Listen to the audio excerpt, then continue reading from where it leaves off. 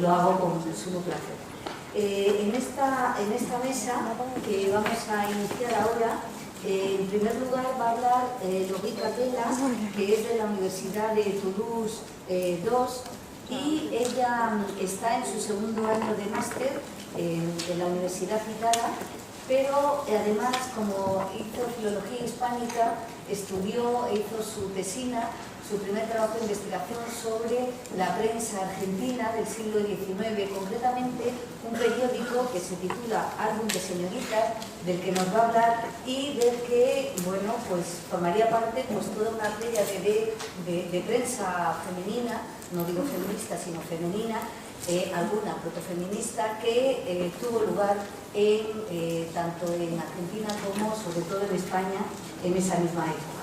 Así que, Laurie, cuando quieras.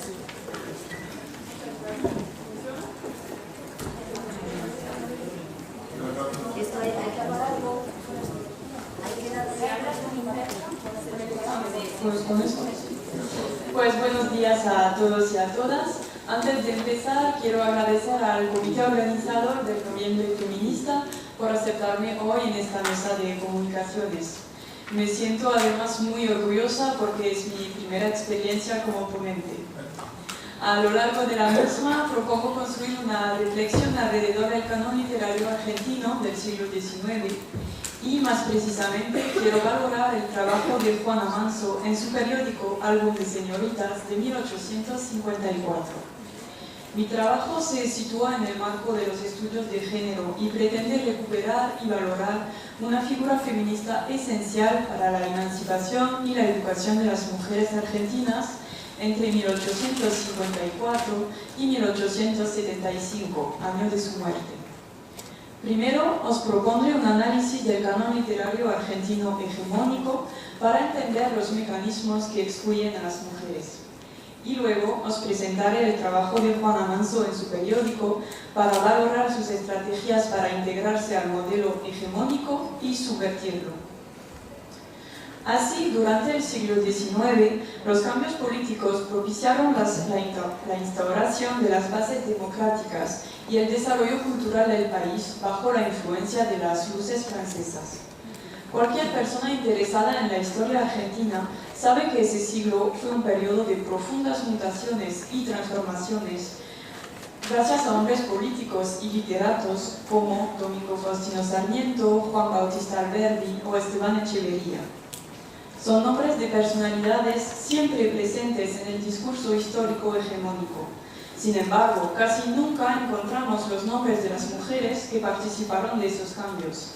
Y de aparecer, tan solo se nos mencionan algunas escritoras famosas bajo expresiones como hija de o esposa de, pero se invisibiliza todo su trabajo.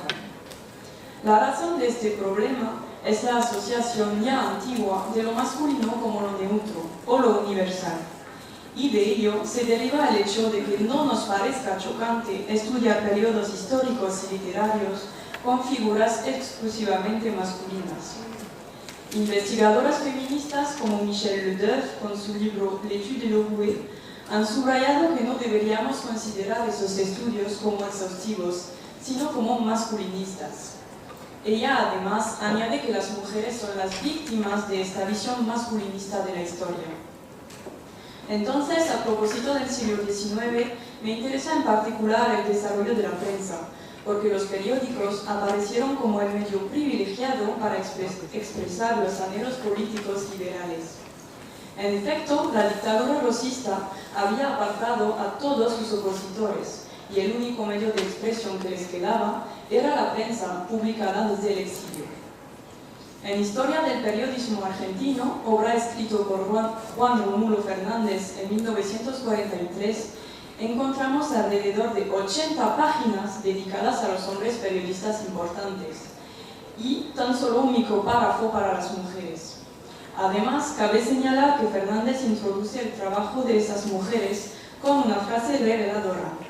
Dice: también cuadra consignar la actuación de la mujer en nuestro periodismo.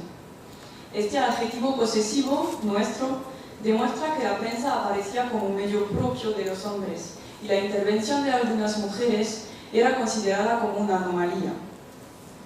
La prensa era representada como un territorio masculino, público, y la exclusión de las mujeres era naturalizada por su pertenencia al espacio privado. En efecto, el programa político liberal daba gran importancia al rol de madres republicanas, o sea que las mujeres se veían recluidas en el ámbito y espacio de lo doméstico, destinadas a educar moralmente a los niños en acuerdo con los valores de la República. Era la primera vez que los políticos debatían e incluían a las mujeres en sus preocupaciones. Sin embargo, entendemos muy bien los límites de tal propuesta que naturaliza el rol de madre para las mujeres y las convierte en ciudadanas secundarias. Alberdi lo expresaba sin rodeos en el periódico iniciado en el 38. Decía, antes de ser ciudadana, tiene que ser mujer.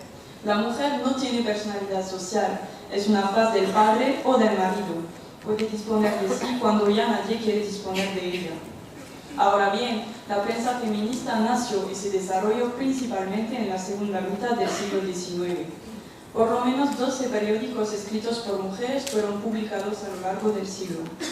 Aquí tenéis algunos títulos importantes. Más o menos desde los años 80, gracias al feminismo moderno, podemos encontrar estudios que tratan de esos periódicos y de estas mujeres que escribieron en ellos. Pensamos en Rosa Guerra, Eduarda Mansilla, Juana Manso, Juana Manuela Goretti y muchas otras. Observamos un intento de renovación del canon literario con la integración de cada vez más mujeres que tuvieron que apropiarse de ciertas estrategias para difundir sus reivindicaciones feministas.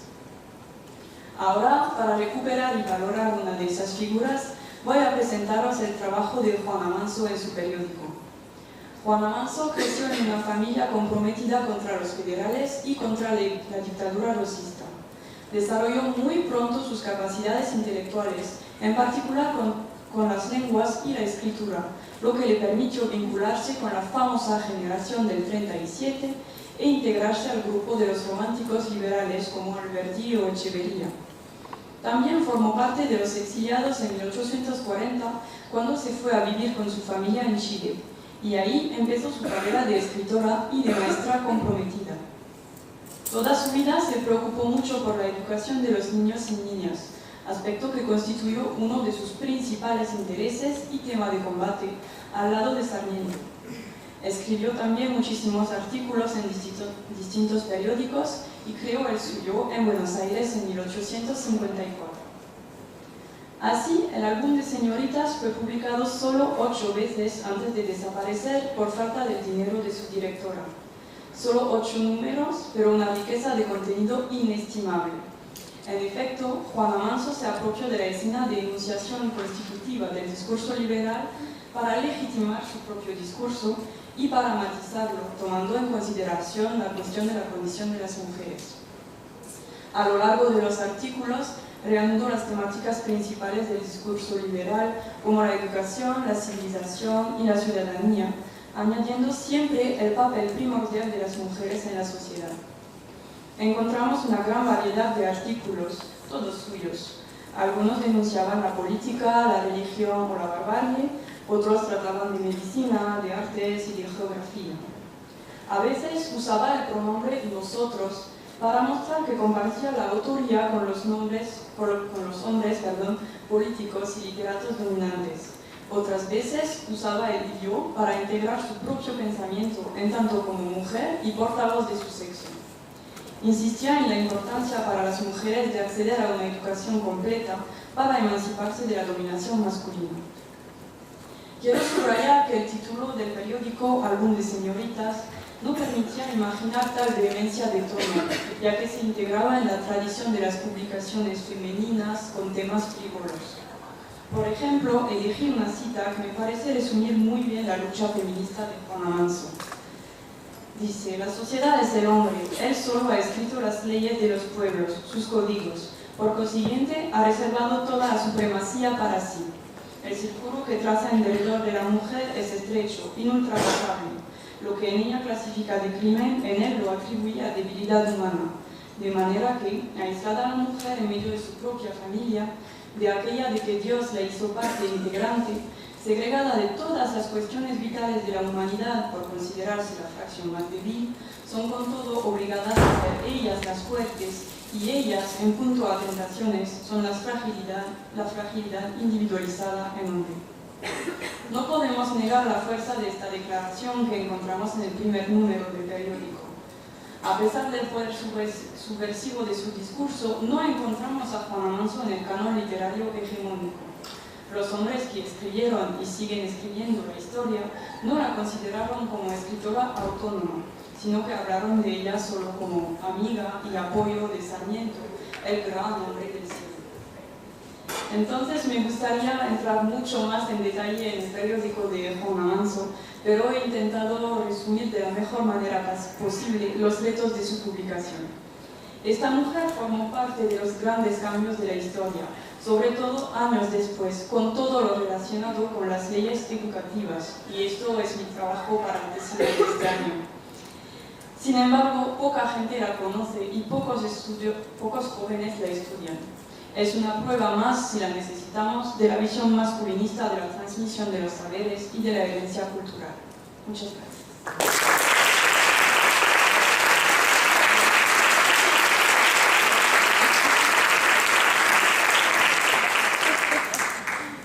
Muchas gracias, David, y para ser la primera vez lo has hecho muy bien, así que puedes estar también.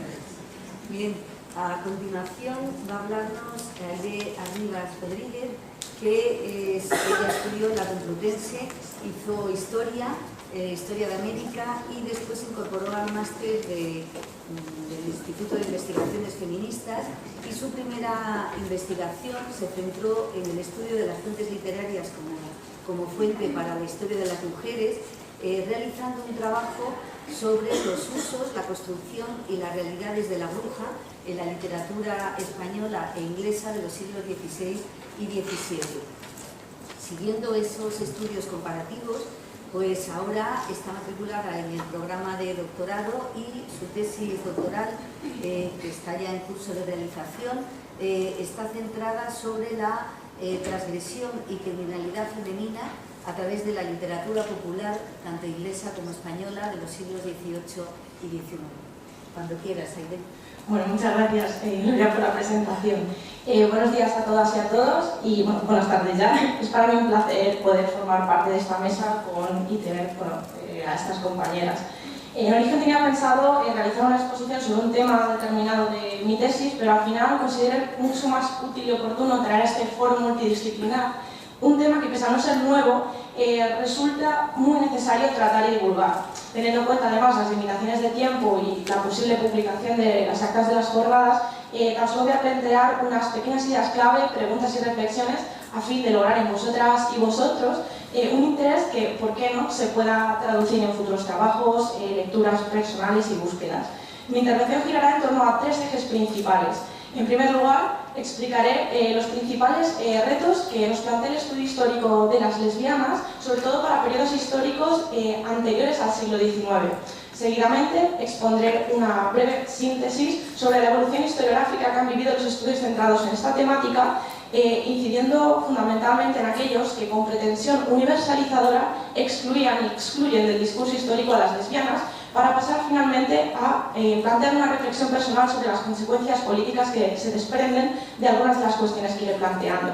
También he de advertir que me voy a centrar fundamentalmente en el contexto historiográfico inglés y americano, porque me resulta mucho más familiar, y bueno, pues os voy a poner en el PowerPoint simplemente los títulos de las obras, pues si los queréis apuntar, y así me ahorro bueno, pues el pronunciarlo, y tengo una pronunciación terrible. Entonces, bueno, empezamos. Como bien señalaba esta autora, en su artículo "Ellos se preguntan a qué sexo pertenezco, las relaciones históricas de la identidad lésbica moderna", escrito en 1992, el mayor problema y frustración de las historiadoras del lesbianismo es la histórica supresión de la sexualidad femenina. Afirmaba que en todas las sociedades que había estudiado siempre se había negado, controlado o silenciado la expresión pública de una sexualidad femenina activa, y no digamos ya aquellas prácticas que no implicasen al hombre de un modo u otro. Eso nos sitúa a las historiadoras ante un problema a la hora de localizar en el pasado estas cuestiones, ya que nos obliga enormemente a afinar nuestra sensibilidad, a investigar cada vez más en los márgenes de la historia, en las rupturas y en los silencios de las fuentes de estudio históricas. La escasez de fuentes, o más bien las dificultades para trabajar con ellas, son mayores a medida que nos retrotraemos en el tiempo. También nos encontramos, por ejemplo, con fuentes como las judiciales y policiales, que son muy útiles para estudiar la homosexualidad masculina, que sí que nos dan mucha información sobre este tipo de cuestiones, pero no son tan útiles para estudiar la homosexualidad femenina. Como bien señalaban estas autoras en el libro de Lesbian Premodern, la eliminación y borrado de la lesbiana de la historia comienza también con las dificultades de las investigadoras e investigadores a la hora de localizar e identificar la experiencia lesbiana y a las lesbianas mismas. Se plantean qué buscamos en realidad y si existe una identidad lesbiana susceptible de ser rastreada e identificada. Esto nos lleva a otro de los grandes problemas con los que nos topamos, que es el de la validez o no del término lesbiana. Algunas autoras y autores han considerado este término un concepto de elaboración y validez contemporánea que, de ser aplicado a contextos temporales anteriores, sobre todo del contexto premoderno, por ejemplo la Edad Media, puede ser limitante y puede hacernos incurrir, entre otras cuestiones, en un anacronismo esencialista que limite nuestra comprensión del fenómeno de las relaciones entre mujeres de estos periodos históricos. Sin embargo, no plantear este término también genera otros problemas quizá más graves. El argumento del anacronismo, por ejemplo, del término lesbiana, fue utilizado por algunos investigadores para negar la existencia de las lesbianas en la Edad Media y en parte de la Edad Moderna. Ahora bien, ¿por qué el término lesbiana puede ser anacrónico y no el término heterosexual? Que son de creación decimonónica, me refiero. ¿Por qué el concepto heterosexual no es anacrónico y sí lo son los conceptos homosexual o bisexual aplicados a periodos históricos premodernos? Esto precisamente es lo que estudian estos dos autores en estos dos estudios. Bien, ambos consideran el concepto heterosexual igualmente anacrónico aplicado a estos periodos. Bien. Y esto me lleva además a recordar este párrafo del pensamiento heterosexual escrito por Monique Wittig en 1980. Los discursos que nos oprimen dan por sentado que lo que funda la sociedad, cualquier sociedad, es la heterosexualidad. Estos discursos sobre la heterosexualidad nos oprimen a la medida en que nos niegan toda posibilidad de hablar si no es en sus propios términos. El pensamiento heterosexual se entrega a una interpretación totalizadora a la vez de la historia, de la realidad social, de la cultura, del lenguaje y de todos los fenómenos subjetivos. Esta tendencia a la universalidad tiene como consecuencia que el pensamiento heterosexual es incapaz de concebir una cultura, una sociedad, en la que la heterosexualidad no ordenara todas las relaciones humanas, también su producción de conceptos. El tema de los términos conecta a su vez también con un debate que discurre en la disciplina histórica centrada en el estudio de la sexualidad, existente entre aquel sector que se ha denominado esencialista, que considera que la preferencia sexual viene definida naturalmente, es decir, naces con ella, y esto nos lleva por tanto a afirmar la existencia de una naturaleza lesbiana, y otro sector que se denomina construccionista, que propone que la sexualidad se construye socialmente y que ha presentado en ese sentido distintas formas y características en distintos periodos y lugares.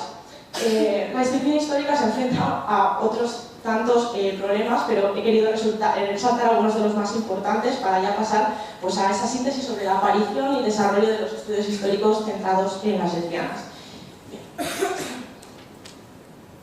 Bien, esta primera autora, en este libro, comenta que no podemos hablar de los estudios históricos de las lesbianas hasta los años 70, aunque en realidad los estudios sobre la homosexualidad ya habían empezado aproximadamente en 1869, cuando aparece la sexología como disciplina de estudio médico y supuestamente desde una perspectiva científica, que ya os podéis imaginar qué tipo de discursos planteaba entonces. Será en los años 70, sobre todo en Estados Unidos y el Reino Unido, cuando empiezan a aparecer los denominados gay studies, que verán en los años 80 su máximo desarrollo. Un impulso que, por cierto, irá muy en paralelo al desarrollo y los logros del movimiento de lucha política y social LGTB. Sin embargo, no todos los libros que se escribieron en esas décadas incluyeron necesariamente a las lesbianas. Es por ello que algunas historiadoras feministas llamaron la atención al respecto. Y en ese sentido, os recomiendo la lectura de este estudio de aquí, en el que sus autoras mantenían que la potencia radical de los llamados gay studies para modificar la visión heterosexista y heterocentrista de la academia y sus discursos solo podría llevarse a término si estos incorporasen un punto de vista feminista y tuvieran en cuenta a las lesbianas. Por otro lado, estas autoras, que realizaban un repaso de la historiografía centrada en estos temas en el periodo de 1970 y 1992, se encontraban que los libros realizados desde la perspectiva o desde la temática de la historia de las mujeres también ignoraban a las lesbianas. Era el caso, por ejemplo, de este libro que veis aquí, que tan solo las mencionaba en una ocasión. La consecuencia fundamental de la invisibilización de las lesbianas y el heterocentrismo de estos textos es la siguiente. La experiencia de las lesbianas se muestra como algo abstracto y totalmente ajeno a la propia experiencia de las mujeres. Las lesbianas no éramos ni somos mujeres, somos otra cosa, ¿no? Por dicha razón, estas autoras señalaban que como fruto de la marginalización de los estudios sobre las lesbianas centrados en la historia de las mujeres, pues debido a este heterocentrismo, ¿no?, de las feministas heterosexuales y también de los historiadores historiadoras de la historia de las mujeres, se produjo la movilización de muchas de ellas hacia los gay studies en el ámbito académico. Sin embargo, esto también fue decepcionante en muchos casos. Algunos de estos estudios, sobre todo los de mayor impacto, empleaban el término homosexual y gay con pretensiones inclusivas o universalistas, pero lo utilizaban en la práctica tan solo para aludir a la experiencia de los hombres gays. Ejemplos de ello pues son este libro de aquí, que tú conoces, de una personalidad muy importante, en cuyo, que no mostraba en ningún momento a las lesbianas, al menos en su prólogo, pues se excusaba diciendo que dejaba este terreno a personas pues, más preparadas para poder tratarlo. Peor aún fue este autor, que al realizar un recorrido sobre la historia de la literatura y la homosexualidad para este periodo, comentaba que no merecía la pena realizar un listado y un análisis pormenorizado de las novelas escritas por lesbianas porque éstas no habían escrito buena literatura. Bueno, además muchas veces nos encontramos con que cada vez que son nombradas las lesbianas en los estudios históricos siempre son nombradas de manera bastante anecdótica y esto es incurrir en un verdadero reduccionismo absoluto, ¿no? Me voy quedando sin tiempo, entonces voy a pegar un pequeño salto temporal y diré que la incorporación de la perspectiva queer al estudio de la historia nos ha proporcionado muchísimos beneficios, sobre todo, por ejemplo, para estudiar fenómenos como el travestismo y otras cuestiones. Sin embargo, como Anne Layaska, que la tengo aquí, creo, apuntada, esta autora de aquí, pues a veces se utiliza de forma bastante acrítica este término y a veces lo que ocurre, por ejemplo, en los estudios sobre la Edad Media, cuando se aplica el término queer, se emplea sobre todo para hacer referencia a experiencias relacionadas con el hombre de una manera directa o indirecta. Entonces ella dice, cuando el término queer es empleado para borrar, ignorar, rechazar o velar el término lesbiana, se convierte partícipe en una dinámica de poder y colonización que tiene como consecuencia, irónicamente, la instauración de un logos falológico posmoderno. Bueno, en conclusión, ya para concluir, la falta y dificultades planteadas por las fuentes de estudio para la historia de las lesbianas no es excusa para que éstas desaparezcan del discurso histórico. Tampoco es excusa para que no figuren en los programas de las asignaturas universitarias que digan tener una perspectiva feminista o que planteen un recorrido a lo largo de la historia de las mujeres que las excluya, ¿no? Que excluya la experiencia de las lesbianas de la experiencia de las mujeres. No lo es tampoco para que estudios que pretenden plasmar un discurso histórico universal, total y general sobre la historia de los homosexuales, tomen al hombre homosexual como sujeto universal y modelo. Sus estrategias de socialización, su supervivencia y ocultación, su persecución y criminalización, su lucha individual y organizada ha de ser plasmada en el discurso histórico. Walter Benjamin, en su quinta tesis de filosofía de la historia, planteaba lo siguiente: la verdadera imagen del pasado transcurre rápidamente. Al pasado solo puede retenérselo en cuanto imagen que relampaguea, para nunca más ser vista, en el instante de su cognoscibilidad. Por lo tanto, cada imagen del pasado que no sea reconocida por el presente y no se convierta en objeto de preocupación e interés, amenaza con desaparecer de manera irreparable e irremediable. Si algo se ha proclamado desde el feminismo, es que lo que no se nombra no existe. Desde la disciplina histórica debemos procurar centrar nuestro interés para llenar estos espacios vacíos en la historia, organizarnos muchísimo más en grupos de investigación centrados exclusivamente en esta temática específica, compartir nuestras investigaciones, atrevernos a conocer pese a los enormes retos que nos plantean las fuentes y a presionar institucionalmente para que se incluyan estas cuestiones en los programas de estudio.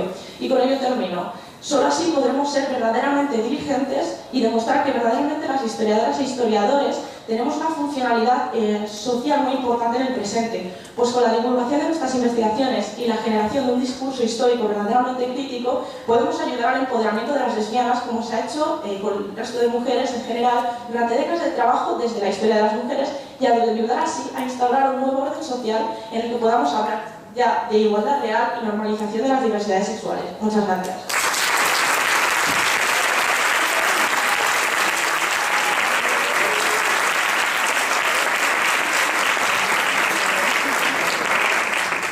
Muchas gracias, Aide. Y a continuación, Sara Sánchez Calvo nos va a hablar sobre una mujer socialista francesa, pero antes quiero decir que ella se formó en la Universidad Complutense, es licenciada en Bellas Artes y después realizó su máster en el Instituto de Investigaciones Feministas, en el que ahora mismo está también realizando su doctorado. Pero tiene mucha vinculación con la Universidad de Lyon y además es integrante de un proyecto nacional de investigación, en este caso financiado por el gobierno francés, sobre el sansimonismo, una utopía innovadora para revisar. Además, bueno, pertenece a la AEIN, de la que luego se hablará, y a UDEN. Y hoy, como he dicho antes, nos hablará sobre la socialista francesa de mediados del siglo XIX, Pauline Roland. Muchas gracias, Gloria, para puntualizar. No, el máster no, pero el doctorado sí lo estoy haciendo en el ISTICE. Y bueno, mostrar mi alegría porque es la primera vez que presento mi investigación en la Complutense, que es mi universidad, y sobre todo por participar en esta mesa. Porque además, como veréis, mi investigación está estrechamente relacionada con la de la primera comunicación, con el trabajo de Logui. Pasa que ella se centra en Argentina y yo, al contrario, me centro en Francia. Bueno, Pauline Roland, la mujer de la que os voy a hablar, fue una periodista, feminista, escritora, maestra y líder sindical francesa, en un momento histórico especialmente convulso y especialmente importante para lo que sería la lucha, que en ese momento se llamaba la emancipación de la mujer, que es la Revolución de 1848 y los años anteriores y posteriores. Es una figura poco reconocida en Francia, prácticamente desconocida en nuestro país, junto con sus compañeras. Y es este grupo de mujeres al que yo me dedico a investigar y al que quiero reivindicar dentro de la genealogía feminista, por el papel importante que jugaron, sobre todo como en el colectivo. En este sentido, si alguna idea queda clara de mi comunicación, quiero que sea esa, no solo la importancia de Roland, sino sobre todo la importancia del colectivo de mujeres en el que participó, que fue capaz de organizarse de forma autónoma y defender sus derechos como mujeres. Bueno, ella junto a sus compañeras desarrollan esta labor política en 1830 y las décadas de 1830-40, y sobre todo van a estar muy vinculadas a los llamados socialismos utópicos. En concreto, las dos corrientes principales que había en Francia, que eran las de Fourier y las de Saint-Simon. Aquí vemos a los saint-simonianos, a los que ella va a pertenecer. Y como decía, es importante hablar del saint-simonismo porque todas las corrientes del socialismo utópico son previas a la articulación que hace el marxismo posterior, ¿no? Pero el saint-simonismo es especialmente importante porque es la primera doctrina política que va a situar en el centro el debate de la mujer y el debate de la emancipación femenina. Y esto es sumamente importante porque además estas mujeres van a tomar realmente la palabra a estos hombres que pretenden dirigirlas y van a dar un paso al frente. Estos son casi todas las imágenes que tenemos van a ser caricaturas de la época, de la prensa de la época. Este es Prosper Enfantin, es el hombre que va a tomar las riendas de la escuela saint-simoniana, luego la va a convertir en una iglesia y posteriormente en secta, y él es el que va a poner este tema de la liberación femenina en el centro del debate. Lo que pasa es que esta liberación femenina sobre todo va a poner el acento y foco en la liberación sexual. Esto va a ocurrir en el año 1832 con un gran escándalo público, incluso un cisma interno dentro de la organización saint-simoniana, y va a ser en este preciso momento en el que Pauline Roland entra en escena y va a vivir a París. Roland es hija de una familia trabajadora, pero su madre va a llegar a ser jefa de la oficina de correos de la zona, lo que le va a permitir dar a sus hijas cierta educación. Esta educación estaba intentando compensar la falta de dote que van a tener. Precisamente el profesor que va a tener Pauline es un joven saint-simoniano y a través de él ella se va a acercar a esta nueva doctrina, una doctrina que estaba intentando ya intentar que ese capitalismo tan brutal que ya se estaba desarrollando con la revolución industrial no fuera así, porque ellos consideraban que la revolución industrial podía tener otra forma de hacer las cosas y conseguir una paz social y de una forma un tanto utópica, una distribución de la riqueza. No hay que olvidar también que esta corriente de pensamiento tenía un fuerte carácter religioso y cristiano, a veces difícil de entender desde nuestro punto de vista, pero nunca van a separar su cristianismo de a la vez su deseo de igualdad y de su deseo de liberación del cuerpo o liberación carnal. Siguiendo estos ideales que a ella la apasionan, va a llegar a París en 1832, en este momento, y es justo, bueno, aquí vemos, por ejemplo, la influencia de su pensamiento religioso en esta cita. Dice: ¿creen ustedes que Dios se interesa por sus rezos insignificantes, por sus mortificaciones, por sus peinados, sus vestidos, por el pescado que comen algunos días del año? Nosotros rehabilitaremos la carne, nosotros tenemos una religión de acción. Dios prefiere vernos mejorar el estado económico, social, espiritual del mundo. Con estas ideas muy claras, ella se muda a París intentando aportar a esa revolución social que está en marcha, y se va a encontrar con esto es también de nuevo una parodia en prensa del ejército de mujeres sansimonianas que en ese momento, en ese año de 1832, se están organizando. Porque paradójicamente, mientras que los líderes sansimonianos hablaban más de puertas afuera de la importancia de liberar a la mujer, pues más las arrinconaban en el seno de su propia organización, ¿no? Esto que ya nos suena de otros momentos históricos. Y en ese momento es importante porque las mujeres autodenominadas proletarias sansimonianas, porque había también una especie de lucha de clases dentro de las mujeres sansimonianas, las proletarias se empoderan y van a decidir empezar a actuar de forma autónoma sin esperar ni la guía ni el consentimiento de sus líderes.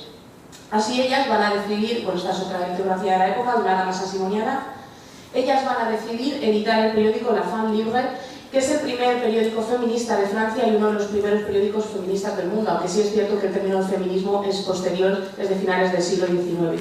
En este periódico va a participar activamente Pauline. Bien, estas son otras de sus citas, ya referentes también a su vida personal, porque ella es muy coherente y nunca va a separar su vida personal de su ideario político. Ella dice: no consentiré jamás casarme en una sociedad que no reconoce mi total igualdad con aquel a quien me voy a unir. Y luego sobre la maternidad, plantea: la maternidad no puede considerarse una libertad porque la mujer no es libre para ser madre. Es también por eso en este sentido lo que creo que hay que considerarla una pionera, porque ella nunca va a consentir casarse, va a tener dos relaciones estables con dos compañeros de lucha, pero son dos relaciones libres, fuera del matrimonio, fruto de las cuales ella va a tener tres hijos que no tendrán un padre reconocido porque ella no quiere, y tres hijos que van a llevar su apellido. Si este tipo de cuestiones todavía pueden ser rupturistas hoy en día, os podéis imaginar lo que esto fue hace 2 siglos. Ella siempre fue consecuente con estas acciones, pero la llevó desde luego muchas críticas y un acoso social bastante importante, como luego veremos. Estas son algunas de las publicaciones que ella va a hacer como escritora y otros de los periódicos no feministas en los que también va a escribir.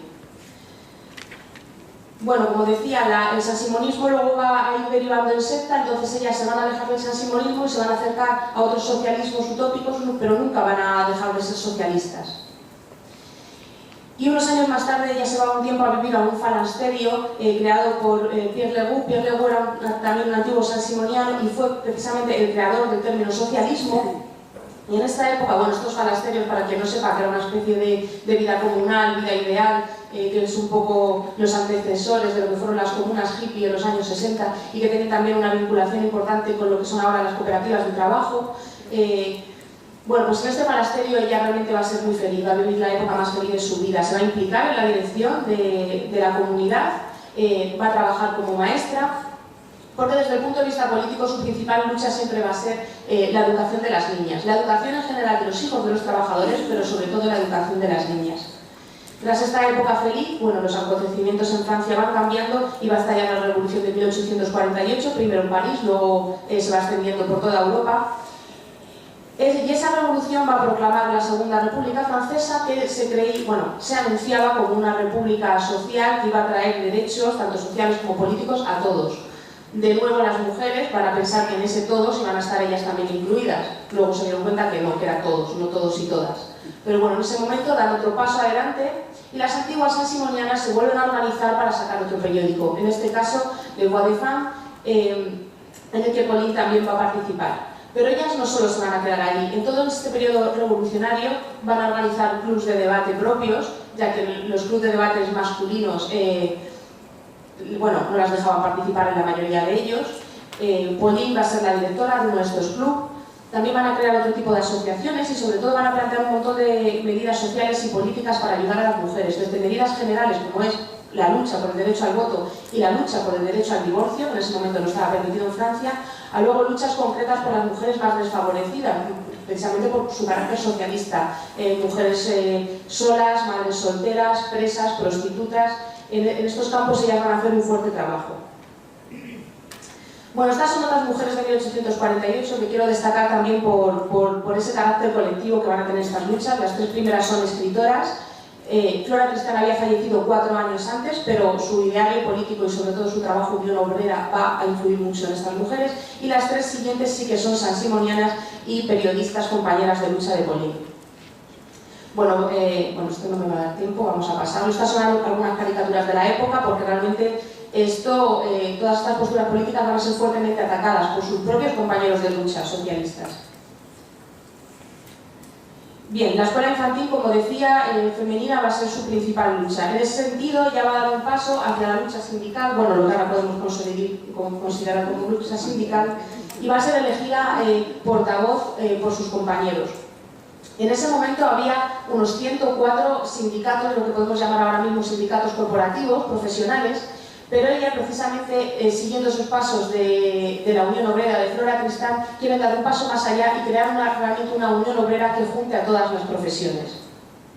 Así ellos van a sacar, entre todos, pero sobre todo ella está a la cabeza de estos maestros y maestras, van a crear la Asociación Fraternal de Maestros, Maestras y Profesores Socialistas y van a crear un programa de educación en el que van a plantear al gobierno medidas tales como que la educación sea gratuita, que la educación sea pública, que la Iglesia tenga que estar alejada de la educación, cosas bastante lógicas y por las que todavía seguimos luchando, y que, por ejemplo, la educación tenga que ser obligatoria tanto como para niños como para niñas hasta los 18 años. Muchas de estas medidas no van a ser conseguidas, de hecho la mayoría, algunas sí las van a conseguir poner en marcha, pero ya a finales del siglo XIX en Francia. Esta es Unión Obrera, que es la obra de Flora Tristán que les va a servir de ejemplo. Y bueno, pues todas estas cuestiones lo que van a hacer es acabar con ella en prisión. Esta unión de trabajadores va a ser ilegalizada, se va a empezar a considerar una organización secreta. Esto va a hacer que 50 de sus miembros sean llevados a juicio. Y desde el punto de vista de género es interesante destacar que cuando se juzga a Pauline se la juzga por socialismo, feminismo y desenfreno. Y durante toda la causa del juicio se está poniendo todo el rato encima de la mesa el tema de que es una mujer soltera, de que ha tenido hijos sola, de que sus hijos no llevan el nombre de sus padres, de que nunca se ha querido casar. En ese sentido también, que no quiero que se me olvide, la quería reivindicar como pionera de lo que luego serían las corrientes también de amor libre de los años 60 y de luego, pues lo que ahora está tan de moda y ya se está empezando a estudiar académicamente, que son las nuevas redes afectivas y el poliamor. Bueno, ya después de estar un tiempo en prisión, Napoleón III da un golpe de Estado y a ella se la va a acusar, aunque ella ya está de nuevo libre, se la va a acusar de haber participado en respuestas contra ese golpe de Estado. Ella siempre lo va a negar y esto también es importante porque el feminismo de Pauline Golan siempre va a ser un feminismo pacifista, pero sí es cierto que en el juicio, en este nuevo juicio, ella va a decir que aunque no participa activamente en estas acciones, sí participa de corazón y las apoya. Por esto va a ser condenada, va a ir de nuevo a prisión durante un tiempo y después va a ser condenada a 10 años de deportación en Argelia, en un momento donde las condiciones de vida que va a encontrar allí son bastante duras. Sétif es la segunda ciudad en Argelia en la que ella va a estar. También hay que destacar que en todo ese tiempo ella no va a dejar de luchar, ella no va a dejar de ser un apoyo para todas las mujeres, porque allí se van a encontrar tanto presas políticas como prostitutas, a las que también masivamente las mandaban a la deportación a Argelia. Y bueno, ella va a conseguir, a través de contactos que tiene en Francia, que la permitan volver a Francia, pero ya va a volver muy enferma y también por las condiciones del viaje de vuelta, esa enfermedad se complica y cuando llega a Francia ya fallece en Lyon con 47 años sin ni siquiera ser consciente de que está ya en terreno francés. Y bueno, para terminar, uno de los reconocimientos que tuvo en su momento, porque como digo ahora mismo es bastante desconocida, Víctor Hugo, que es seguramente el exiliado político más famoso de esa época histórica, le dedica un poema en un libro que él escribe ya en el exilio, que se llama de Chantimont, Los Castigos, es un libro de poemas que ya publica en Jersey, en el 53, y bueno, no me da tiempo a leeroslo completo porque es muy largo, es un poema muy bonito en el que él relata cómo ella, incluso en la deportación y en las peores de las situaciones, ella sigue animando a las mujeres, organizándolas y sacándolas para adelante. Y bueno, solo os dejo con unos versos. Este es el primero. No conocía el orgullo ni el odio. Ella amaba, era pobre, simple y serena. A menudo el pan que faltaba abreviaba su comida. Tenía 3 niños, lo que no impedía que se sintiera madre de aquellos que sufren. De la libertad santa atizaba las llamas. Se preocupaba por niños y mujeres. Decía, tendiéndoles la mano a los trabajadores: la vida es dura aquí, pero será buena en otro lugar. Avancemos. Iba llevando de uno a otro la esperanza. Era una especie de apóstol. Cuando por casualidad menos pobre algo tenía, lo compartía totalmente con una hermana. Cuando no tenía nada, daba su corazón, tranquila y grande, amaba como el sol brilla. El género humano para ella era una familia, así como sus 3 hijos eran la humanidad. Ella gritaba: progreso, amor, fraternidad. Había a los que sufrían horizontes sublimes. Muchas gracias.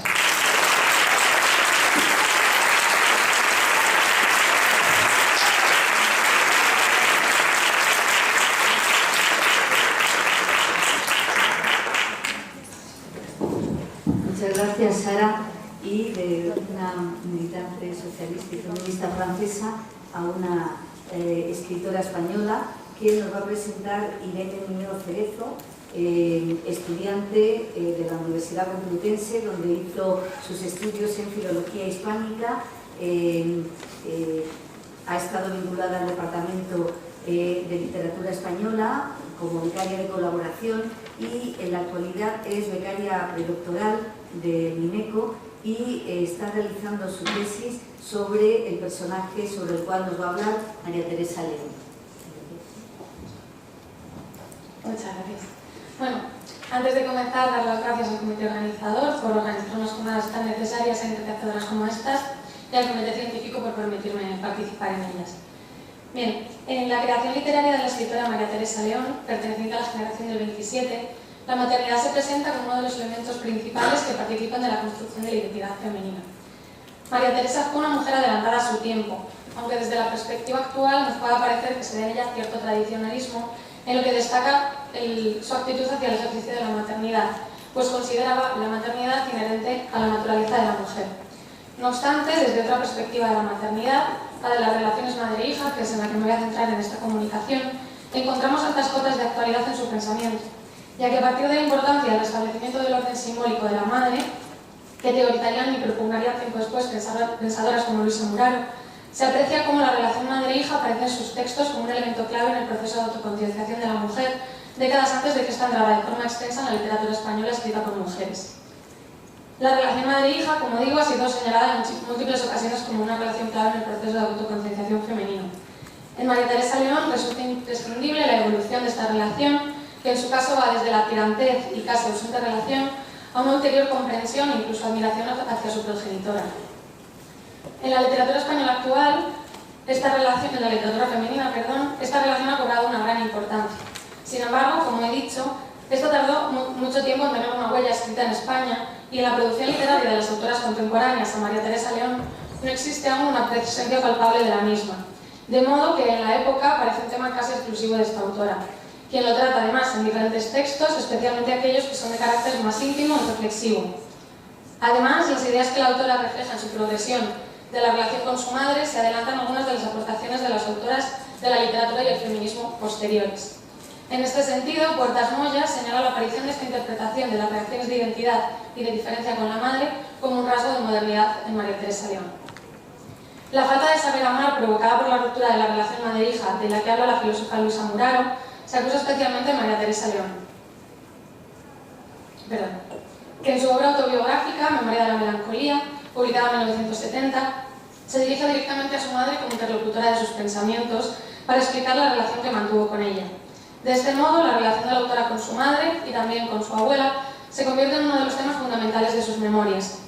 Además, el reflejo de su relación con su propia madre se manifiesta en sus textos en una progresión de la ausencia de la madre a la denuncia de la ruptura del vínculo madre-hija. No obstante, esta progresión no sucede en un estricto orden cronológico, de manera que encontramos textos tardíos en los que sigue mostrándose una relación madre-hija de una manera problemática, pero ya con un enfoque muy diferente. Es el caso, por ejemplo, del cuento Cabeza de Ajo, incluido en las peregrinaciones de Teresa, una colección de cuentos de 1950, en que la escritora muestra una conflictiva relación materno-filial para evidenciar su sinsentido. De toda su producción literaria, únicamente En Cuentos para Soñar, una colección de 1928, se encuentran referencias unívocamente positivas de la madre desde la perspectiva de la hija, de manera que supone la excepción a la mala relación entre madre e hija. En esta obra, la madre no aparece cargada de un signo de negatividad, sino que es mirada por la hija desde un punto de vista más tierno y con una proyección heroica. La perspectiva positiva que tiene la hija de la madre en este cuento, que es el primer volumen publicado por la autora, se corresponde con su relación con sus hijos y la visión que quiere que estos tengan de sí misma, en lugar de, por lo cual se corresponde con su relación con sus hijos y no con su relación con su madre. María Teresa parece aquí querer guiar a los hijos hacia una visión muy determinada de la madre, buscando una respuesta muy diferente a la que su madre había obtenido de ella, ya que todavía por aquellos momentos mantenía con su madre una mala relación. Por el contrario, en su segundo libro de cuentos, La Bella del Mal Amor, de 1930, donde ya tenemos la perspectiva de la madre que tiene María Teresa León como hija, la madre aparece ya problematizada y en muchos casos está completamente ausente o su presencia es tan tenue que equivale apenas a una ausencia. En todos estos cuentos, las mujeres viven una compleja relación con las mujeres de su alrededor, lo que se potencia además por la inexistencia de la presencia materna, la cual es muy significativa en un volumen que pilota principalmente alrededor de dos temas que son la maternidad y el matrimonio. La falta de una presencia materna condiciona el desarrollo vital de los personajes femeninos, que entre otras cosas no tienen un espejo en el que mirarse, lo que en algunos de los cuentos lleva incluso a la perdición de la mujer. Se muestran así las repercusiones que tienen en las hijas las rupturas de los lazos con la madre, que no disponen de un modelo previo de mujer y se ven arrastradas por distintos condicionamientos sociales. Un paso más allá, en esta compleja relación, se sitúa el cuento Flor del Norte, de la colección Rosa Gil, La patinadora de la luna, de 1934. En este cuento, María Teresa León nos muestra una Blancanieves que ya no es la niña angelical del cuento original, sino que es una mujer que ha reaccionado frente al orden simbólico del patriarcado y que se niega a asumir el lugar que éste le asigna en el mundo. Como en el cuento original, la figura de la madre es sustituida por la de la madrastra. Sin embargo, frente a que se trata de una madrastra y no de una madre, el problema que se plantea, la relación entre madre e hija, continúa siendo el mismo, ya que desde los propios cuentos tradicionales, madre y madrastra aparecen relacionadas. Pero pese a todo, esta Blancanieves se revela no tanto frente a su propia madre, madrastra, como frente al propio sistema social que la oprime, de modo que para ella fumar y pintarse las uñas son dos formas de mostrar su disconformidad frente al mundo.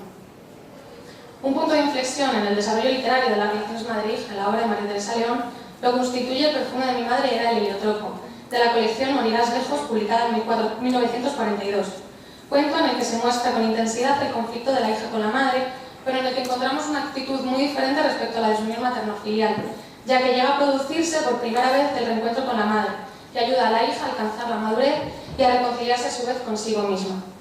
En este cuento, Isabel, la protagonista, se debate en un enfrentamiento entre la madre biológica, aquella que ya no está pero que tampoco desempeñó su papel como madre cuando estaba viva, y la madre que siente como verdadera, la tata María, que la ha cuidado y la sigue cuidando.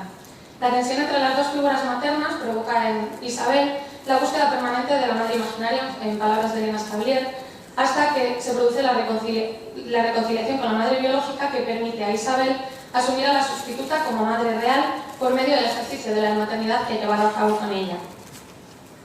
Tras esta reunión con la madre, posteriormente llegará la crítica hacia la ruptura de la relación entre la hija y la madre en el ya citado cuento Cabeza de Ajo, de la colección Las peregrinaciones de Teresa, en el que María Teresa León presenta a dos mujeres, madre e hija, que nada tienen que ver la una con la otra y que viven una relación en que la protagonista, Teresa, padece por la presencia de su opresiva madre.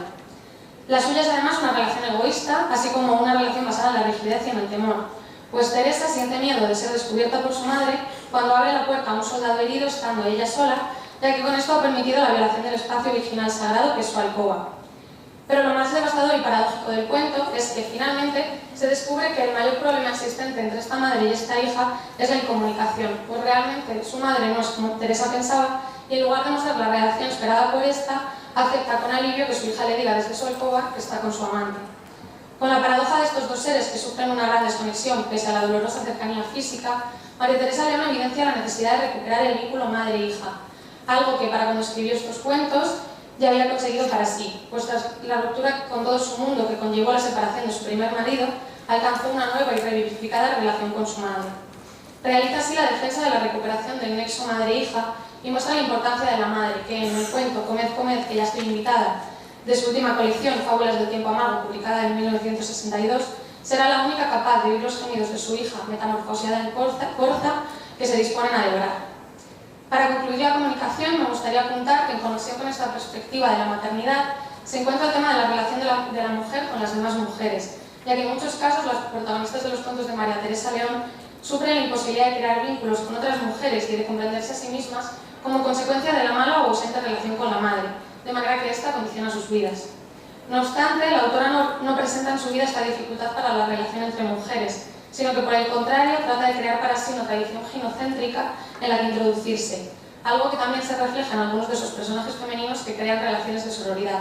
Un ejemplo bastante bueno sería la historia de Mi corazón, en que dos mujeres que en principio se presentan como antagonistas acaban siendo, no son antagonistas para el desarrollo de la obra. De este modo, el restablecimiento de las relaciones madre-hija aparece en la obra y en el pensamiento de María Teresa León señalado como una necesidad para la correcta mediación de la mujer, consigo misma, con las demás mujeres y con el mundo. Muchas gracias.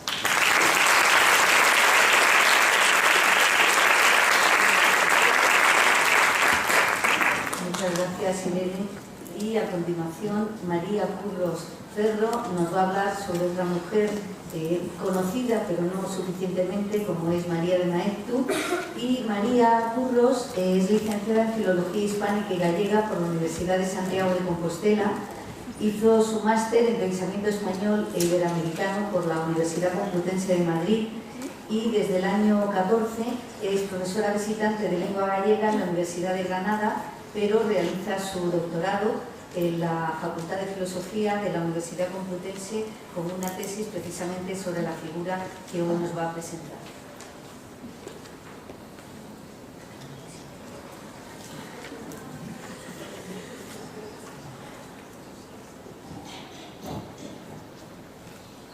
Muchas gracias, Gloria, y muchas gracias también a la organización de estas jornadas por darme la oportunidad de estar hoy aquí.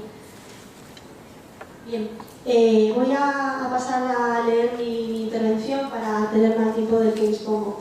Primero de todo, me gustaría señalar que hay una errata en el título. El título de mi comunicación es El ideal femenino, la invisibilización de la Residencia Internacional de Señoritas de Madrid. Lo tenéis ahí en el PowerPoint. Hace poco más de 100 años que se ponía en funcionamiento el centro que había de cambiar el rumbo de muchas mujeres españolas, la Residencia de Señoritas. Gracias a este centro, las vidas de nuestras congéneres iban a dar un giro de 180 grados.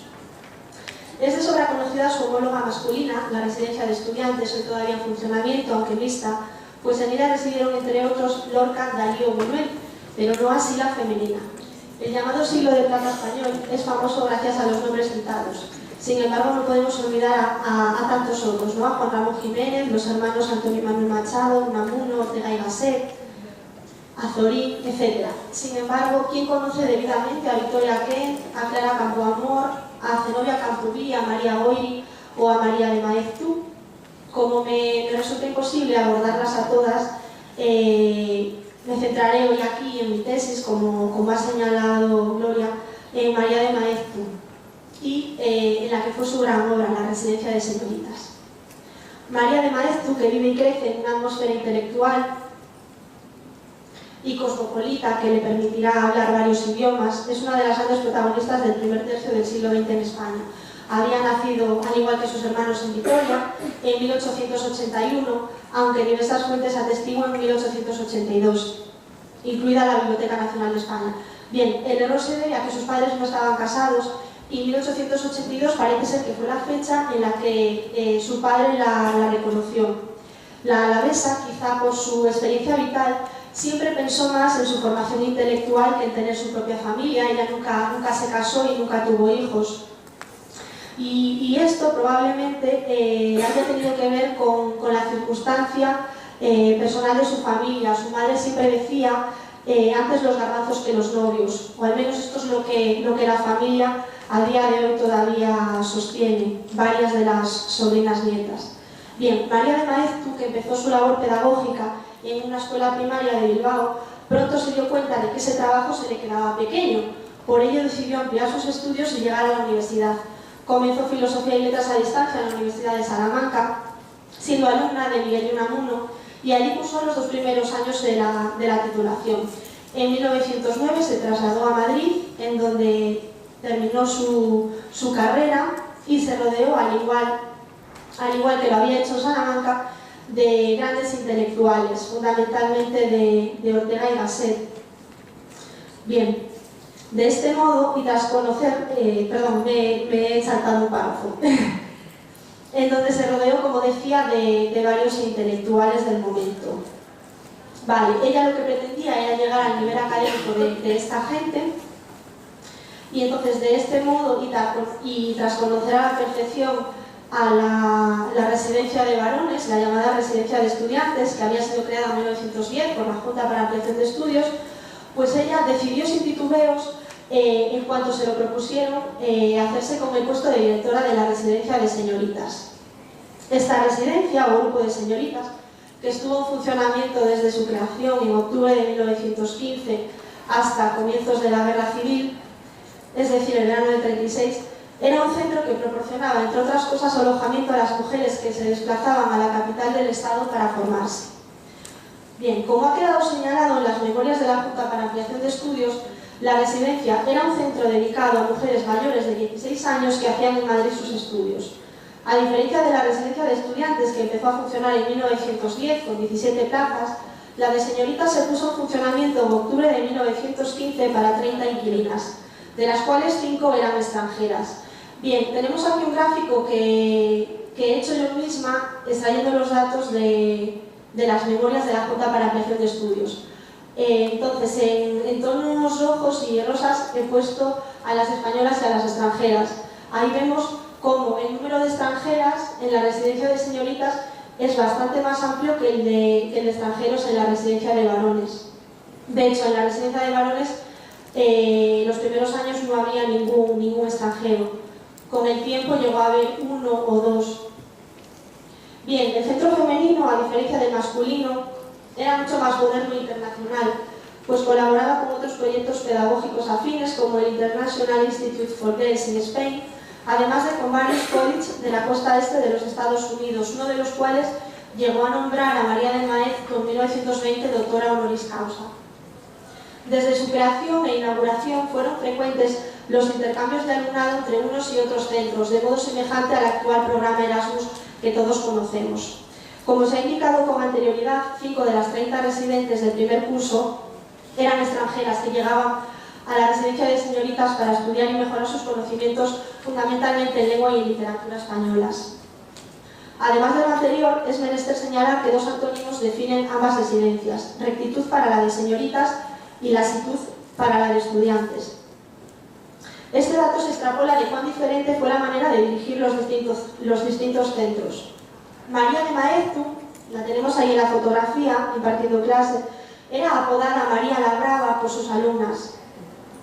Parece ser que era una persona muy recta, y su puesto de directora, además de directora exigente, tenía mucho que ver con distintas cuestiones. Ella tutorizaba a sus estudiantes y no consentía que suspendiesen.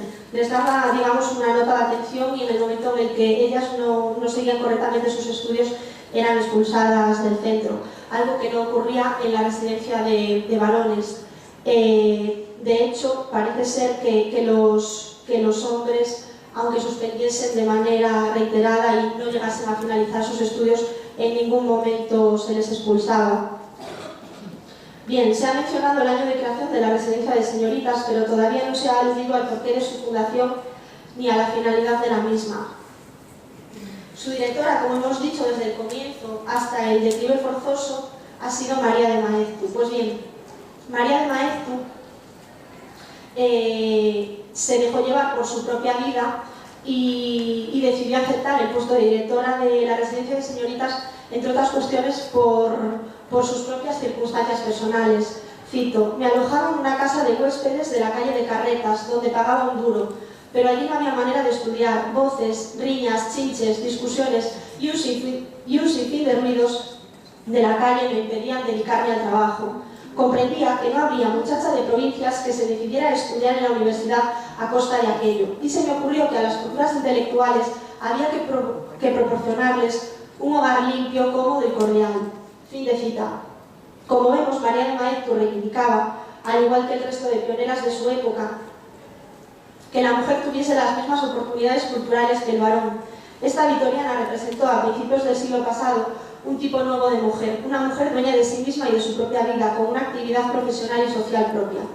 Además, recuérdese que su labor de dirección en la residencia de señoritas se complementaba con la enseñanza, pues a diario ella impartía clases, conferencias o trabajos de seminario, como la lectura y comentario de obras clásicas. Entre otras cuestiones, ella también era conferenciante, a menudo viajaba por Europa e incluso por América, impartiendo conferencias varias, algunas de ellas sobre Clara Campoamor. En fin, también tradujo del alemán y del inglés.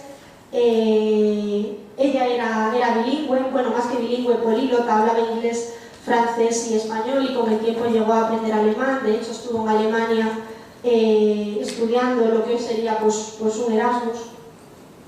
Bien, en la residencia de señoritas había un gran interés por la formación de las alumnas extranjeras, como hemos dicho, eran varias, en algunos cursos incluso un número cuantioso. Estas extranjeras a menudo eran estadounidenses, aquí enseñaban no solo inglés, sino que colaboraban de alguna manera con la residencia, pues enseñando a jugar al tenis.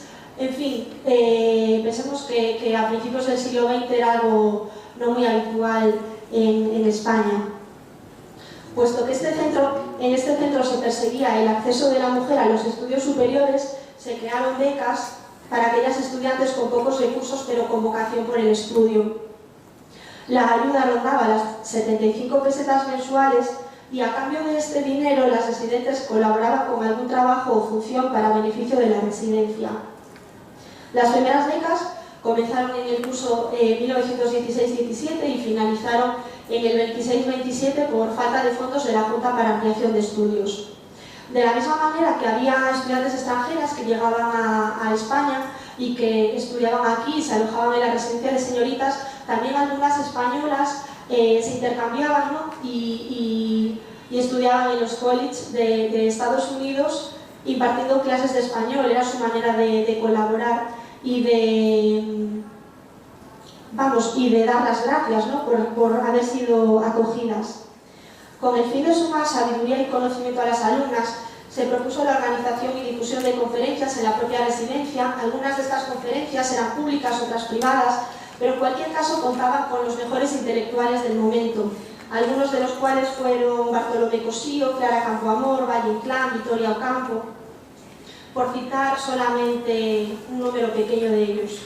Bien, por todo lo anterior y para ir terminando, me gustaría decir que con esta comunicación y con mi tesis quiero dar a conocer la labor social de María de Maeztu y en general de la residencia de señoritas, por lo que he dicho antes, porque considero que se las debe conocer y que a día de hoy en general poco sabemos de ellas, al igual que de las otras mujeres que he citado antes, María Goiri o Zenobia Camprubí. En general solemos conocerlas por ser la mujer de, la hija de, pero no por ellas mismas. Y nada, esto es todo. Muchas gracias.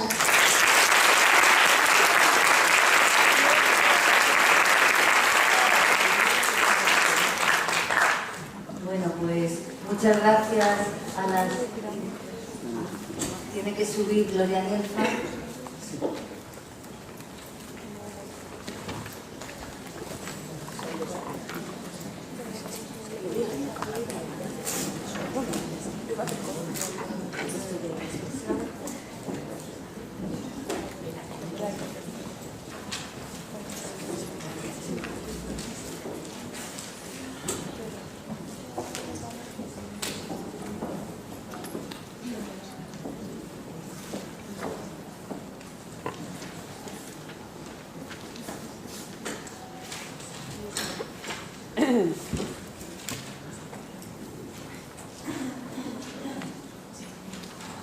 Buenos días.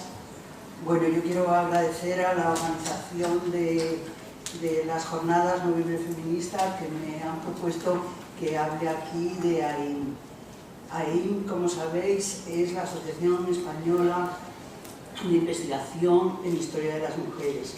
AIM tiene una página web, aim.org, donde podéis encontrar la información sobre todo lo que hace esta organización. El origen de AIN está en que a finales de los años 80, bueno, como existe la Federación Internacional de Centros de Investigación en Historia de las Mujeres, la FICIM, pues mujeres de esta organización contactaron con Merinas y Merinas se propuso crear en España una comisión española de esa Federación Internacional de Historia de las Mujeres. Para esto, pues Merinas contactó con historiadoras de distintas universidades españolas y se creó esa comisión española de la Federación Internacional de Centros de Investigación en Historia de las Mujeres, que ya, por ejemplo, en el Congreso Internacional de Ciencias Históricas que se celebró en Madrid en 1990, que fue en la Facultad de Medicina, pues organizamos desde esa comisión una jornada que se dedicó a los ciclos de vida de las mujeres y que luego, bueno, algunos de los trabajos que se presentaron ahí pues aparecieron publicados en la revista Arenal, que se creó después. Bueno, pero entonces lo que quería decir es que esta Comisión Española de la Federación Internacional de Centros de Investigación en Historia de las Mujeres pues acabó convirtiéndose en una asociación, no ya en la comisión de la Federación Internacional. Se han mantenido los contactos con la Federación Internacional, evidentemente, pero ya se creó una asociación española de investigación en historia de las mujeres, que es AIN, y que es la que estáis viendo. Y bueno, pues actualmente la Junta Directiva de AIN está presidida por Ángela Muñoz. Ángela Muñoz es una historiadora, actualmente profesora titular de la Universidad de Castilla-La Mancha y que ha pertenecido al Instituto de Investigaciones Feministas desde hace muchos años. Entonces, la última renovación que ha habido de la Junta de AIN, pues Ángela Muñoz ha pasado a ser la presidenta de AIN, como digo. Ha habido muchas presidentas. AIN es una asociación que ha sabido renovarse muy bien. La primera presidenta fue Merinas, pero ahí han pasado por la presidencia pues, personas como Cristina Segura, como Rosa Cid, como Gloria Franco, como Cristina Borderías, Pilar Pérez Fuentes, Amparo Pedregal, que se nos murió el año pasado, Enar Gallego y actualmente, como digo, Ángela Muñoz. No sé si me he dejado alguna, creo que no. Bueno, de todas formas, ahí, por ejemplo, como ahí ha cumplido ahora sus 25 años, pues ha hecho un vídeo precioso sobre la historia de la asociación, que está colocado también en la web. Ay, Maribel del Val, de Valladolid, de Historia Medieval, tratando de decir a todas, me dejaba alguna. Bueno, entonces, vamos, he querido nombrar a las distintas presidentas es porque me parece, desde mi punto de vista, AIN ha sido una asociación modélica en eso, en saber renovarse. O sea, hay asociaciones donde la gente que está en una junta directiva se eterniza, y yo creo que AIN lo ha sabido hacer muy bien.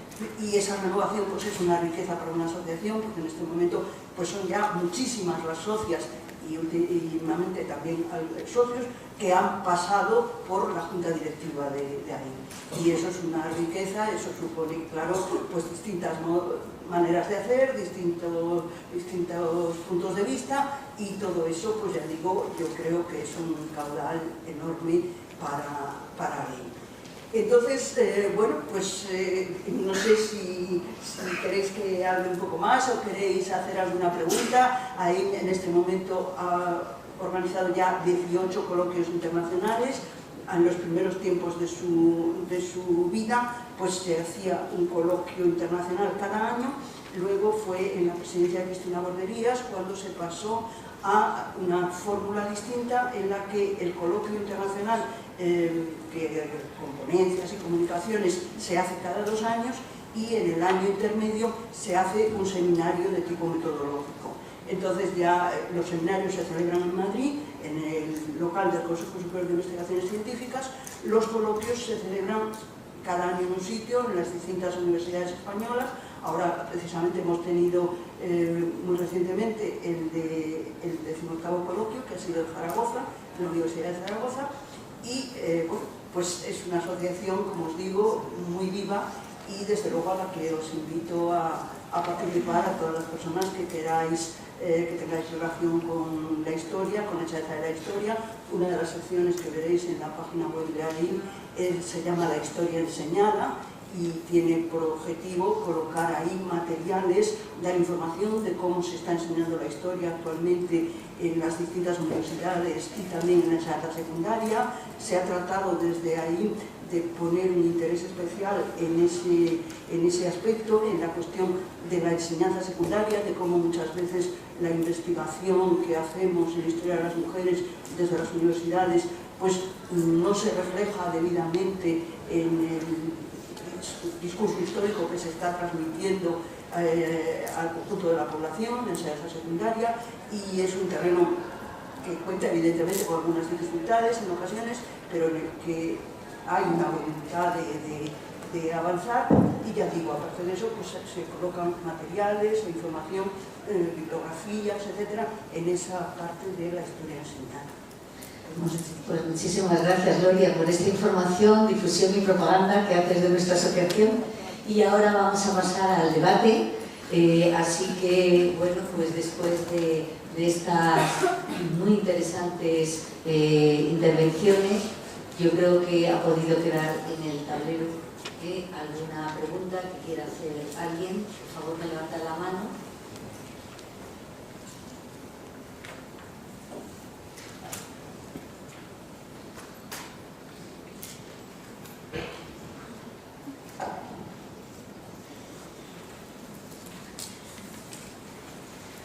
A ver, nadie tiene ninguna pregunta que hacer sobre estas figuras y mujeres tan interesantes de las que se nos ha hablado.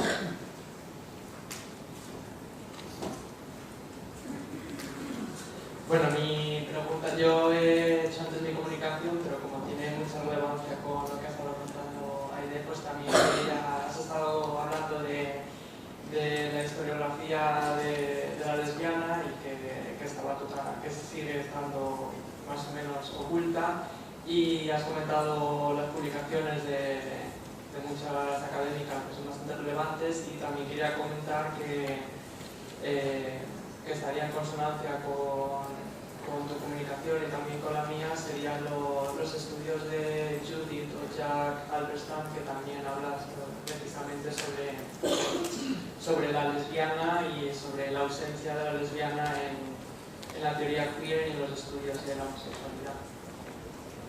Esto funciona, sí. Bueno, pues yo me apunto esto y muchísimas gracias por esta sugerencia, y yo intentaré incorporarla también a mis próximos estudios e investigaciones. Muchas gracias, Alberto.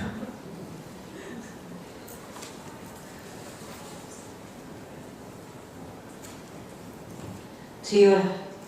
Yo quería preguntarle a Sara, ¿por qué crees que en Francia no ha sido reconocida la figura de Pauline en base a tus estudios o a tu opinión personal?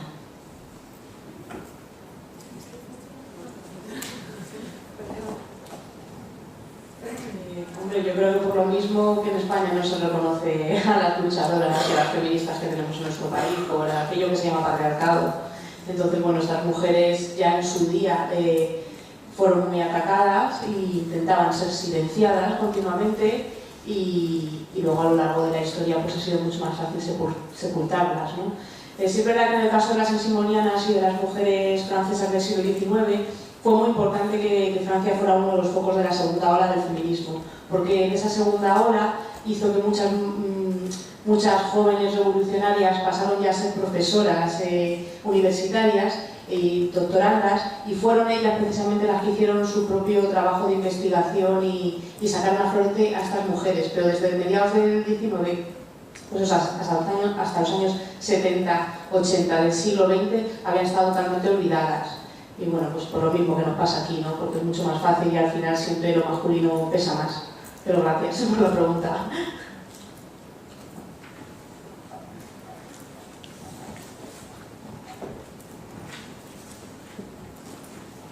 Hola, a ver, mi pregunta es para Irene. En concreto, me llama la atención que reivindiques ese orden simbólico del saber de la madre en la obra de la autora que has estado estudiando, pero por otra parte, no sé, yo también me dedico a temáticas sobre maternidad y precisamente hago toda la crítica a la inversa, hago esa crítica hacia el orden simbólico de la madre, al pensamiento de la diferencia y demás, ¿no? Entonces, me resulta bastante paradójico, es mi crítica, o sea, aquí estamos para hablar de debate, evidentemente. Me resulta paradójica la idea de reivindicarse siempre desde el orden simbólico de la madre, desde esta cuestión que, o sea, desde la idea de la que hablabas de que estas mujeres, de los cuentos de la autora en concreto, se basan siempre en que la idea de reafirmarse es mediante sus madres, ¿no?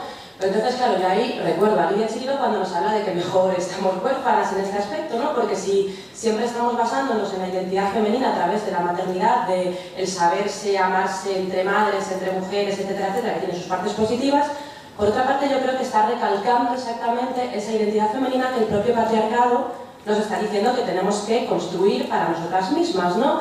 Entonces, no sé, o sea, mi crítica es como, en realidad esto es una reivindicación feminista, que sí, evidentemente desde otra perspectiva, no lo es, o sea, ¿cómo lo ves tú ahí en la obra de esta autora? O sea, ¿cómo ves esa reivindicación feminista? Porque si nos construimos identitariamente como mujeres en relación siempre a una relación que construimos con una madre, y si existe esa madre todo es perfecto, y si no existe, o si el referente que tenemos es negativo, ¿qué pasa con nuestra identidad femenina? O sea, ¿qué haríamos con ella o cómo nos construiríamos como mujeres?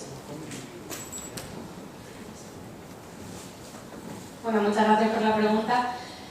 A ver, claro, por supuesto que en el feminismo de la diferencia hay mucho que criticar y en los órdenes simbólicos tan separados es cierto que también nos pueden llevar a contradicciones. Yo creo que en el pensamiento de esta autora es completamente aplicable el pensamiento de la diferencia, porque ella es la que exige este enfoque. Ella sí que distingue muy bien un hombre y una mujer, tiene como los dos órdenes bastante bien diferenciados en su cosmovisión. Pero no es solo el orden simbólico de la madre, sino el orden simbólico de la mujer en sí. Ella no solo se forma a partir de su madre, sino también a partir de todas aquellas mujeres que tiene a su alrededor. Yo tenía pensado en esta ponencia hacer una segunda parte sobre la genealogía femenina y sobre las relaciones de sororidad, que son muy importantes en su obra, pero por cuestiones de tiempo, claro, no podía hacerlo. Ella toma como referentes a mujeres de su familia, pues por ejemplo María Goy, que comentaban también aquí, era, bueno, tía lejana, pero ella tuvo mucha relación con ella, con su hija Jimena Méndez Pidal, también con su abuela, bueno, y luego además también con otras mujeres de la época, incluso algunas anteriores como Stenora Camprubí, que para ella fue la ganadora del premio Nobel, es algo bastante curioso, y con otras mujeres de la época ella intenta crear esas relaciones, por ejemplo con Rosa Chacel y otras contemporáneas suyas. Entonces no es solo mirarse en la madre, sino mirarse en las demás mujeres, pero ella sí que en cierto modo, hasta que no consigue resolver su problemática con su madre, no consigue tampoco resolver la problemática con las demás mujeres. Al principio está mucho más aislada, en su infancia reconoce que no tuvo amigas, también porque tuvo una vida muy itinerante, porque su padre era militar, entonces cada 2 por 3 cambiaba de destino y no podía arraigarse. Pero cuando realmente consigue crear esas relaciones es cuando repiensa la relación que tiene con su madre. Entiendo que sí, que la crítica es justa y que se puede pensar así, pero creo que en su caso es una forma muy útil de reivindicarse como mujer. También hay que pensar en el contexto. O sea, es una mujer nacida en 1903. Claro, hace poco di otra ponencia sobre la otra parte de la maternidad, del ejercicio, y cuando yo propuse la ponencia la propuse como una reivindicación feminista de la maternidad y luego me di cuenta de que no tenía nada de feminista su pensamiento del ejercicio de la maternidad. Pero claro, cuando la gente me preguntó, pero claro, ¿esto por qué es así? Yo creo que se justifica todo por su contexto. Ella nació en una familia burguesa, militar, estudió en el Sagrado Corazón de Granitos, o sea que al final es el contexto también que pesa sobre ella. Claro, pero en el fondo acaba siendo como un orden patriarcal que ella acaba reivindicando, por así decirlo, ¿no? O sea, sí, bueno, o sea, lo utiliza, pero también... no sé qué claro, utiliza el orden patriarcal en el que ella ha crecido y se ha educado para hacer pequeñas subversiones y para cambiarlo en cierto modo, porque luego ella en su vida fue muy activa y desempeñó cargos muy importantes. Y sí que hay alguna confrontación entre vida y obra, pero tiene otros temas en los que es mucho más rupturista y en los que se reivindica mucho. Por ejemplo, ella reivindicó el aborto, no tanto en referencia a España, porque claro, fue un tema muy complicado, pero apoyaba la legalización del aborto en Rusia, la legalización del aborto en China, apoya el estatus social que han conseguido las mujeres rusas tras la revolución, que ella pensaba que habían conseguido llegar a la igualdad de género. O sea, un poco subviertes. Yo tengo una pregunta para Logi, ya que su investigación tiene tanto que ver con la mía y me ha gustado tanto su trabajo, y precisamente por el marco de nuestras jornadas, que es tejer redes, ¿hasta qué punto tú crees que es importante si las mujeres argentinas de las que tú hablas tenían enlaces internacionales con otras mujeres que daban la lucha en otros países? ¿Esa influencia podía venir a través de libros o fue una lucha autóctona? Porque, por ejemplo, y ya aprovecho porque se me ha olvidado comentar que las mujeres de las que yo he hablado, Poli Golán, cuando está en la cárcel, por ejemplo, está vinculada y está dando su apoyo a las activistas feministas norteamericanas que habían hecho la Seneca Falls. Entonces ahí es súper importante, ya me parece, aparte de la sororidad, cómo se están tejiendo redes internacionales en este feminismo del 19, y saber tú si en tu caso argentino había algo parecido. Pues gracias por la pregunta. Sí, claro, Juana Manso fue amiga de varias maestras norteamericanas, pero intentó difundir sus reivindicaciones solo dentro del continente americano, porque las ideas de las luces francesas, con Jean-Jacques Rousseau y otros más, no quería aplicar esas ideas en Argentina o en América, porque se había dado cuenta de que la Revolución Francesa no había funcionado para las mujeres y quería aplicar otros métodos.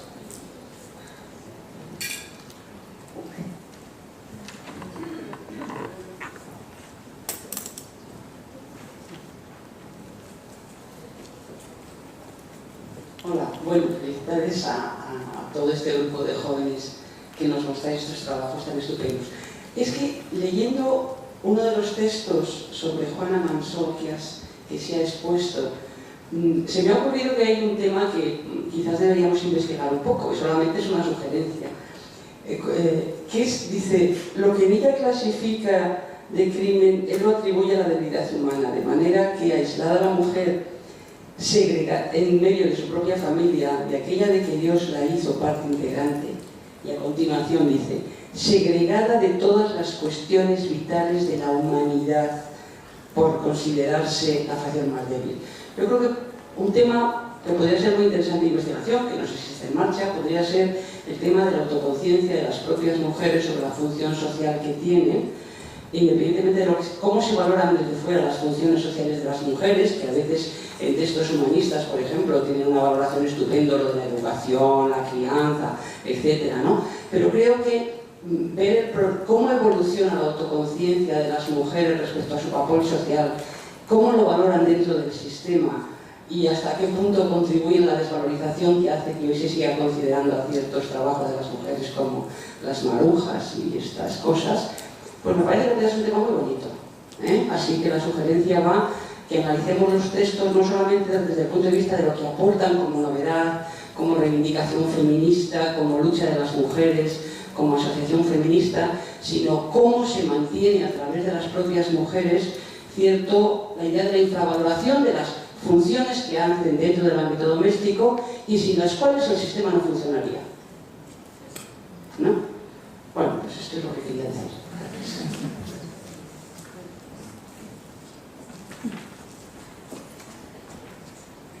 Bueno, pues yo creo que ya que no hay ninguna mano levantada y el tiempo apremia... Ah, perdón.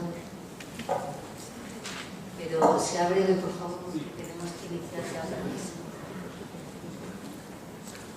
Bien, buenas tardes. En primer lugar, me siento completamente satisfecho y a gusto. Yo vengo de Venezuela y de verdad me satisface el nivel con el cual han abordado las diferentes temáticas. Y quería rápidamente, por un tema de lo simbólico del mismo lenguaje, no sé si a tono de sugerencia o para saber la opinión de ustedes, cuando nosotros hablamos del tema de reivindicación, a mí en lo particular me gusta hablar un poco más, en vez de reivindicación, de vindicación. Y leyendo un poco lo que dice el concepto propiamente de reivindicar, al final hace referencia reclamar o pedir con vehemencia y firmeza una cosa a la que tiene derecho y la cual ha sido desposeído o está amenazado de serlo. Entonces, un tanto hablando de lo que siempre se ha dicho de que las mujeres nunca han tenido, de que las mujeres nunca han sido, respecto a la lucha de todos estos derechos, entendiendo como todas estas categorías, como todos estos elementos pudiendo ser estudiados en la categoría jurídica, cultural, social. Entonces, mi pregunta o sugerencia es lo siguiente: ¿por qué hablar de reivindicación y no de vindicación de derechos? Tal y cual como lo propuso Mary Wollstonecraft en su momento. Gracias.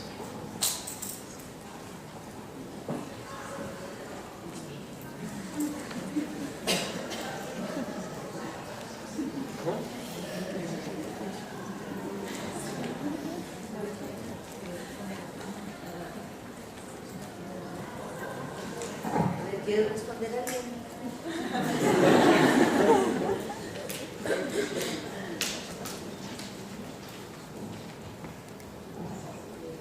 Creo que en la historia de la lucha feminista ha habido momentos para vindicar y para reivindicar.